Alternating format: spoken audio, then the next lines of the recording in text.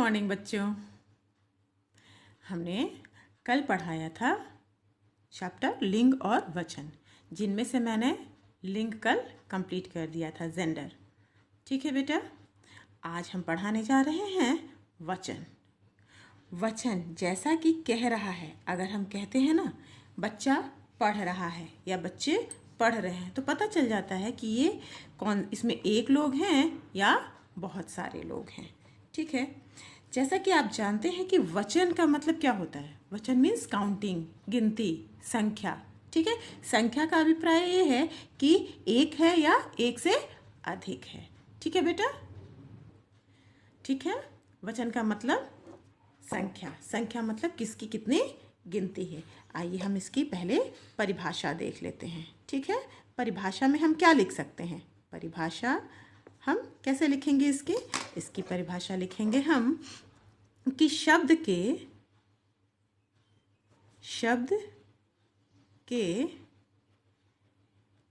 जिस रूप से, शब्द के जिस रूप से उसके किसके, वचन के एक या अनेक होने का, एक या मतलब एक है कि कई हैं, अनेक होने का बोध होता है, अनेक होने का पता चलता है, बोध होता है, उसे क्या कहते हैं, होता है, उसे हम क्या कहते हैं, उसे वचन कहते हैं। ठीक है बेटा, वचन कहते हैं। क्लियर बेटा। वचन जैसे हमने अभी आपको एग्जाम्पल दिया ना, जैसे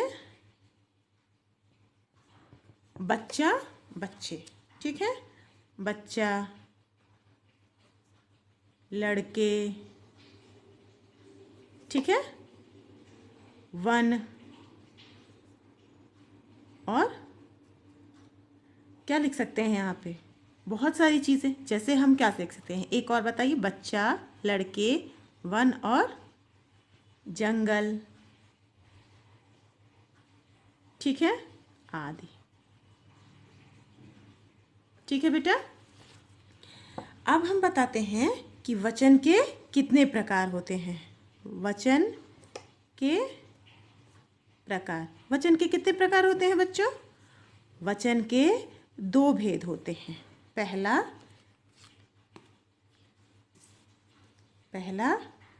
एक वचन,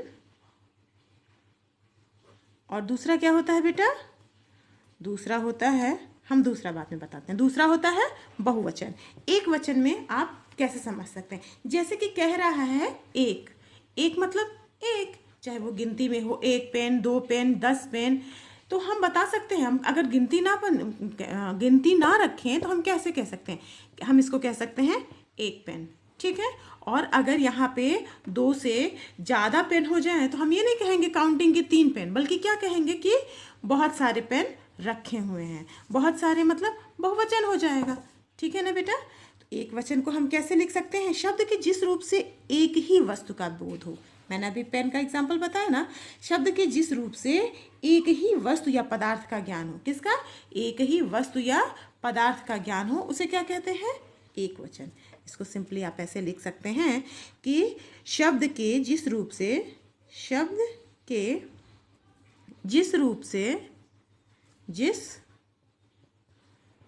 से एक ही वस्तु का बोध हो, क्या हो, बोध हो, पता चले कि वो एक है या एक से ज़्यादा है, बोध हो, उसे क्या कहते हैं, बोध हो, उसे एक वचन कहते हैं। क्या कहते हैं बच्चों, एक वचन कहते हैं। क्लियर, एक वचन कहते हैं। ठीक है, जैसे आप क्या कह सकते हैं, जैसे आप लिख सकते हैं पुस्तक, सड़क, लिख सकते हैं, ये एक वचन होगा, बहुवचन नहीं होगा। जैसे हम क्या बता सकते हैं यहाँ पे, जैसे आप लिखिए, जैसे सड़क, ठीक है, बालक, घोड़ा इत्यादि आदि। ये किसको बता रहे हैं? यहाँ पे हमने लिखा सड़क, लेकिन सड़क बहुवचन में भी जा सकती है। यहाँ पे अगर हम करेंगे सड़कें तो बहुवचन भी हो जाएगा। सड़क, अगर हम पर्टिकुलर कहते हैं कि ये सड़क कहाँ जा रही है, तो सिर्फ हमने उसी को पूछा, बल्कि और किसी को नहीं पूछा।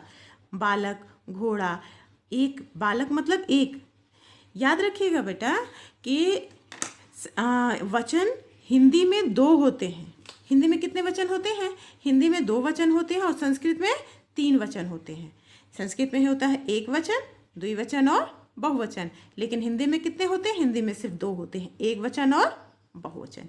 क्लियर बेटा? अब पहला तो एक वचन था, दूसरा क्या है? दूसरा है बहुवचन। बहुवचन मैंने अभी आपको बताया ना कि हिंदी में तो वचन के प्रकार दो होते हैं, लेकिन संस्कृत में तीन। हम यहाँ एक की काउंटिंग करते हैं या बहुत की काउंटिंग करते हैं, दो की गिनती नहीं करते हैं। लेकिन संस्कृत विषय में, संस्कृत सब्जेक्ट में आप क्या करते हैं? एक भी गिनते हैं, दो भी गिनते हैं और बहुत सारे गिनते हैं। जैसे लड़का है तो आप लिखते हैं बालका, अगर दो बच्चे हैं तो क्या लिखते हैं? बालकौ, और बहुत सारे बच्चे हैं तो क्या लिखते हैं आप? बालका। एक लड़का, दो लड़के और बहुत सारे लड़के। ठीक है, एक वचन समझ में आया? अब हम आपको बहुवचन बताते हैं। बहुवचन मतलब सेम कंडीशन, जहाँ शब्द के जिस रूप से एक से अधिक वस्तुओं का ज्ञान हो। किसका? एक से ज़्यादा वस्तुओं का ज्ञान हो। आप इसको ऐसे लिख सकते हैं, शब्द के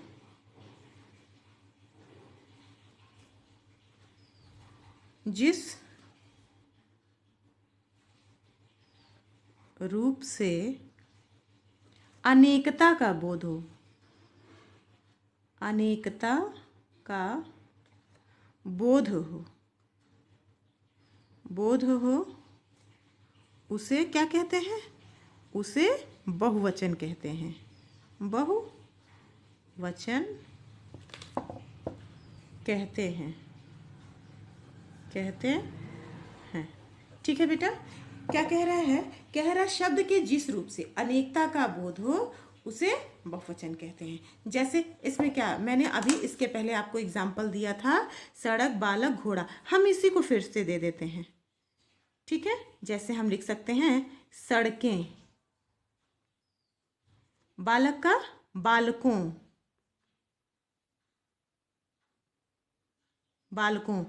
घोड़ा का क्या लिख सकते हैं? घोड़े। हो गया बहुवचन आदि।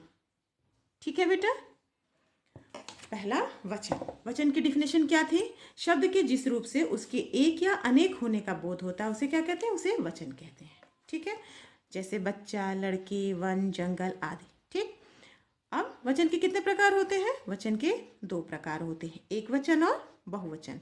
एक वचन शब्द के जिस रूप से किसी एक वस्तु का बोध होता है उसे एक वचन कहते हैं, और शब्द के जिस रूप से अनेकता का बोध होता है उसे बहुवचन कहते हैं। इतना क्लियर हुआ बेटा? वचन, एक वचन, बहुवचन, क्लियर हो गया? अब हम पढ़ते हैं वचन की पहचान। वचन को हम कैसे पहचान सकते हैं, कि किस प्रकार जान सकते हैं कि ये एक वचन है कि बहुवचन है? बहुत सारे वर्ड ऐसे आते हैं कि हमको कन्फ्यूज़न होता है कि इसको एक वचन, ये एक वचन है या बहुवचन है।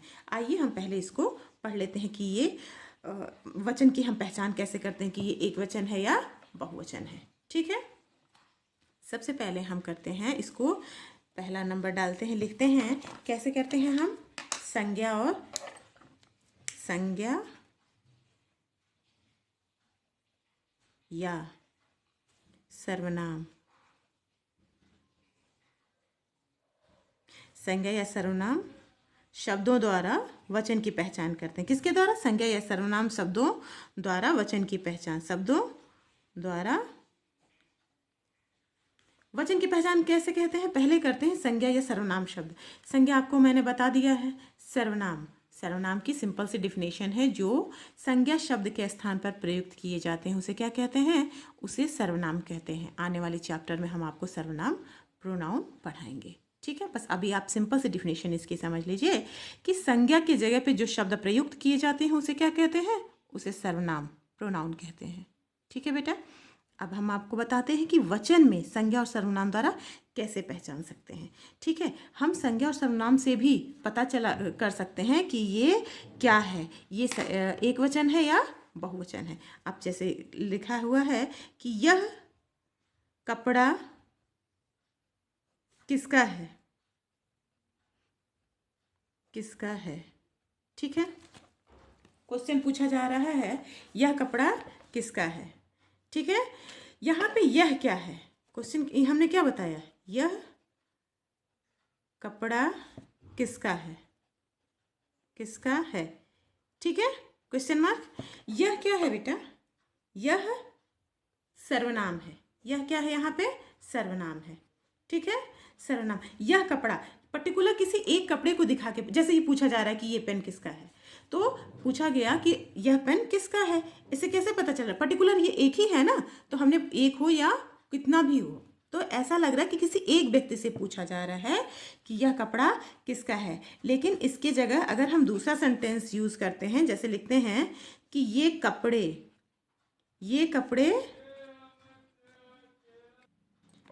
ऊपर हमने लिखा था यह कपड़ा किसका है, यहाँ पे बेटा यह तो सर्वनाम है। ठीक है, ये कपड़ा, कपड़ा का मतलब एक पता चल रहा है, यह एक वचन यहाँ पे सीधे सीधे दिख रहा है कि एक वचन है। हमने दूसरा सेंटेंस इसके लिए लिया कि ये कपड़े किसके हैं, किसके हैं।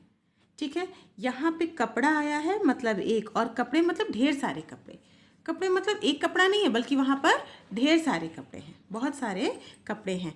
एक कपड़ा, यहाँ पे बहुत सारे, मतलब पता चल रहा है कि यहाँ पे क्या है, बहुवचन है। ठीक है, पता चला ना कि यहाँ पर बहुवचन है। अगला सेंटेंस हम ले लेते हैं कि वह पढ़ता है। पहला तो वह सर्वनाम हो गया, पढ़ता है मतलब पर्टिकुलर किसी एक बच्चे को कहा जा रहा है कि वह पढ़ता है। और अगर हम इसका अगला सेंटेंस बनाते हैं तो वो बहुवचन में जाएगा, क्या जाएगा, वे पढ़ते हैं। वे मतलब बहुत सारे बच्चे हैं वहाँ पर, वो पढ़ते हैं। ठीक है, यहाँ पे एक वचन है, यहाँ पर बहुवचन है। क्लियर हो गया बेटा दोनों। यहाँ पे कपड़ा एक वचन में था और कपड़े बहुवचन में थे, वैसे ही यहाँ पर वह क्या था, एक वचन था और वे क्या हो गए, बहुवचन हो गए।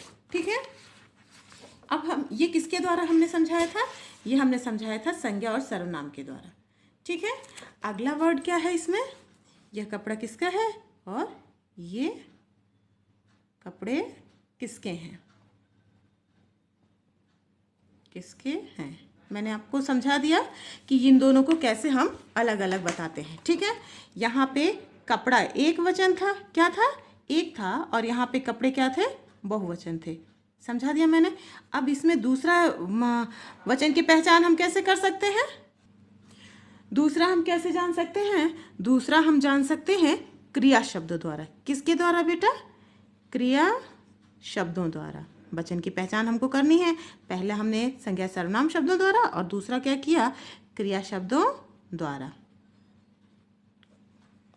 क्रिया, इसकी डिफिनेशन हम आपको बता दे रहे हैं, सिंपली डिफिनेशन, जिस शब्द से किसी कार्य की करने का पता चलता है उसे हम क्रिया कहते हैं। पहला हमने पता किया संज्ञा और सर्वनाम द्वारा, दूसरा पता किया क्रिया शब्दों द्वारा। जैसे कि आप लिख लीजिए, हम बता रहे हैं पिता, पक्षी, मोर, साधु, छात्र, कवि, ये सब एक वचन और बहुवचन में समान रहते हैं। समान रहते हैं ना बेटा, आप लिख के देख लीजिए। ये शब्द जो मैंने अभी आपको बताया, कौन कौन से बताया है हमने बताया पिता, छात्र, पक्षी, ये सब शब्द बेटा ये एक वचन में भी रहते हैं, और आप लिख सकते हैं कवि, ये एक वचन में भी रहते हैं और बहुवचन में भी। ये एक वचन भी हैं और बहुवचन में भी माने जाते हैं। लेकिन हमको समझ में नहीं आता, आप बच्चों के समझ में अक्सर कन्फ्यूज़न होता है कि मिस ये एक वचन है या बहुवचन है, इसको हम कैसे समझते हैं। आइए हम क्रिया द्वारा बताते हैं, उनके कार्यों के द्वारा पता करते हैं कि ये एक वचन है या बहुवचन है। ठीक है बेटा, हम आपको ऐसे समझाते हैं। जैसे हमने यहाँ पे एक एग्जाम्पल लिया था छात्र, हमने छात्र पक्षी का भी पिता दिया है ना, तो बेटा पहले हम बताते हैं, आप ले लीजिए पक्षी। ठीक है, पक्षी हमने पक्षी नहीं पता, ये हमने कहा, क्या कहा, हमने कहा कि ये एक वचन में भी आते हैं और बहुवचन में भी आते हैं। हम इसका पहले एग्जाम्पल देख लेते हैं। जैसे हम कहते हैं पक्षी आकाश में, पक्षी आकाश में उड़ता है। ये सभी को पता है कि पक्षी आकाश में उड़ते हैं। ठीक है, अब आपको पता है कि यहाँ पे आकाश में उड़ता है वर्ड हमने जो लिया है, उड़ना एक कार्य करना है। उड़ना क्या है, क्रिया है। उड़ता है ये वर्ड आपको बता रहा है, क्लियरफाई कर रहा है कि उड़ता है मतलब किसी एक को ही बताया जा रहा है। दूसरा हम लिख सकते हैं पक्षी आकाश में उड़ते हैं, उड़ते हैं। ठीक है बेटा, ये है और है इन दोनों में कंफ्यूजन मत रखिएगा, हमेशा क्लियर रखिएगा। है वर्ड हम हमेशा एक वचन में लिखते हैं, और जब हैं लिखते हैं, जब हम बिंदी लगाते हैं, तो याद रखिए ये बहुवचन का भी सिंबल है और बहुवचन के साथ ही हम इसे लगाते हैं। ठीक है, कह रहा पक्षी आकाश में उड़ते हैं। यहाँ पे उड़ना क्या है, क्रिया है। ये भी क्रिया है, ये भी क्रिया है, लेकिन उड़ता है एक वचन को संबोधित कर रहा है और उड़ते हैं किसको बता रहा है, बहुवचन को बता रहा है। ठीक है बेटा, क्लियर हो गया। अब दूसरा है, हम लिख देते हैं, मैंने आपको यहाँ पे एक एग्जाम्पल और दिया था छात्र का, छात्र। ठीक है, हम लिख देते हैं छात्र पढ़ रहा है, पढ़ रहा है। ठीक है, छात्र पढ़ रहा है, पढ़ रहा है, पढ़ना क्रिया है और क्या कर रहा है, पढ़ रहा है, एक ही काम कर रहा है। ठीक है, एक छात्र है यहाँ पे। ठीक है, पढ़ रहा है, रहा है, आपको पता चल रहा है ये पूरा सेंटेंस पढ़ के कि यहाँ पे किसी एक व्यक्ति के बारे में बात की गई है। हम यहाँ पे कह सकते हैं छात्र पढ़ रहे हैं। ठीक है, छात्र पढ़ रहे हैं मतलब बहुत सारे बच्चे हैं जो क्या कर रहे हैं, पढ़ रहे हैं। ठीक है, यहाँ ये सारे सेंटेंस एक वचन में भी प्रयुक्त होते हैं और बहुवचन में भी ये आपको दिखाई दे रहा है। ठीक है बेटा, ठीक है, क्लियर हो गया इतना। जैसा कि हमने आपको बताया पक्षी और छात्र। ठीक है, इसमें हमने छात्र पढ़ रहा है और छात्र पढ़ रहे हैं, हमने क्रिया के द्वारा बताया कि ये एक वचन है या बहुवचन। अभी तक आपको क्या समझना था, क्रिया शब्दों के द्वारा समझना था कि वो एक वचन है या बहुवचन। आप इसको देख के समझ गए ना कि यहाँ पे एक वचन किसके द्वारा, एक वचन बहुवचन बात की बात है, किसके द्वारा समझ में आया, क्रिया के द्वारा। ठीक है बेटा, क्रिया के द्वारा आपको पता चला कि एक वचन है और ये छात्र पढ़ रहा है एक वचन, छात्र पढ़ रहे हैं बहुवचन। कैसे समझ में आया, क्रिया के द्वारा। आज के लिए बेटा इतना ही, कल हम इसके आगे पढ़ाएंगे। Thank you.